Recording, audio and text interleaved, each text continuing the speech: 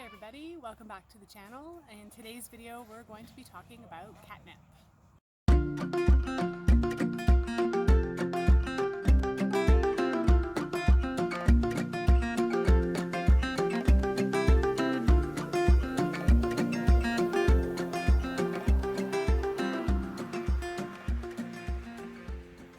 So catnip, along with a lot of other popular plants like mint and spearmint and lemon balm, is in the mint family. And it has the characteristic appearance of the mint family, the square stem being one of the main identifying characteristics, and of course the green leaves and the way they're lobed like this. With catnip, it will flower, so if you've never grown catnip before, it will actually produce a flowering spike at the top. And we want to get it early in its flowering period. In Ontario, that usually happens around early to mid-July, depends on the weather. I like to harvest the top 20 to 30% of the plant when I'm making tinctures, or if I'm using it for any other medicinal purposes like tea. When you harvest the top 30 to 40% of the plant, you want to make sure that you strip the leaves off. The stem is mostly fiber. In general, the main stalk of most plants is rather fibrous, as its main job is to hold the plant up.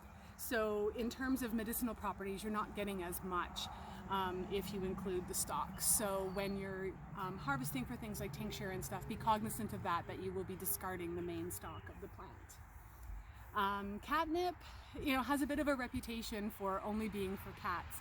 And that's usually the first thing that people think of, that it drives cats crazy. And interestingly enough, it actually does the opposite for humans. It is one of my absolute favorite nervous system herbs. It is an antidepressant, it's an anxiolytic, meaning it helps with anxiety, and it's a general nervine, relaxant, and tranquilizer.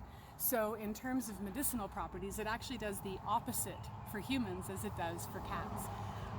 Which most people find really, really interesting. Catnip also has an affinity for the female reproductive system. It's a uterine antispasmodic, a uterine relaxant, and a tonic emmenagogue. So when I use the term emmenagogue, that means that catnip actually affects the hormones of the female reproductive system, in this case being more tonic and restorative. And when I use the term uterine, that means it affects the actual physical muscle. For the female reproductive system, so in that case, the uterus. As I mentioned, it's a uterine antispasmodic, but it's also a great digestive antispasmodic and a carminative, like many of the plants in the mint family. So it's going to be excellent for things like gas, indigestion, bloating, all of those types of like irritable bowel syndrome, those types of things. Anything that you would think of that you could use mint for, you would also use catnip for.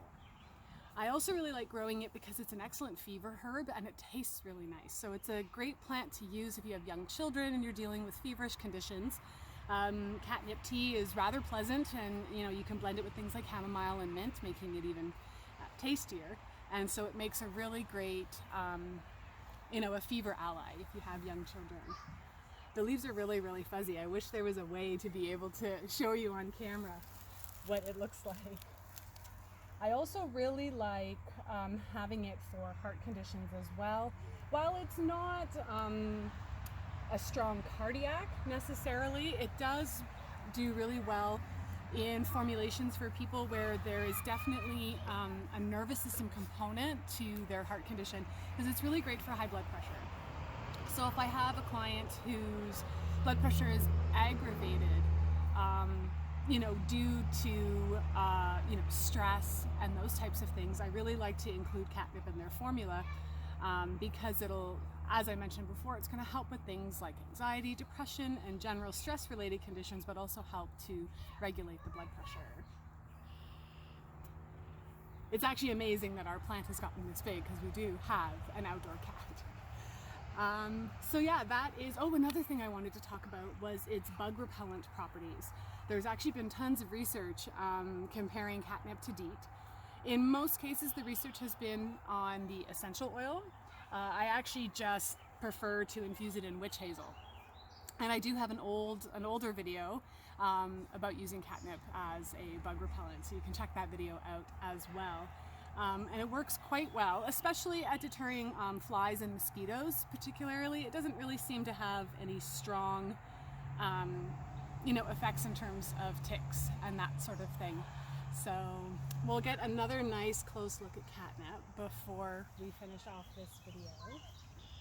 I just wanted to talk about any potential contraindications. What's great is this plant, there's really no toxicity associated with it.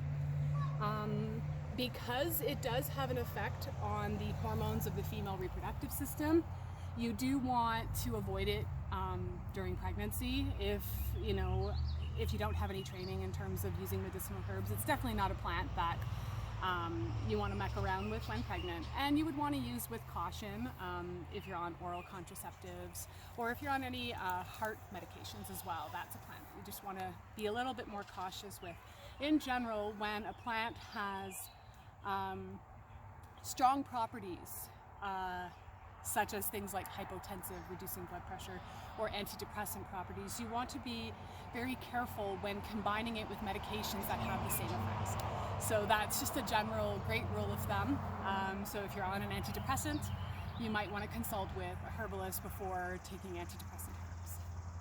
So that is all I have to say about catnip for tonight. I want to thank you so very much for continuing to come back to these videos and supporting my channel. I really appreciate it. You can follow me on Facebook, Instagram, Twitter, and all that jazz. The links are in the comment section below. If you like this video, you can give it a thumbs up and share it, and consider subscribing to my channel. It really does help. And until next time, I hope all of you continue to be well and enjoy some time outside with your plants. Thanks for watching.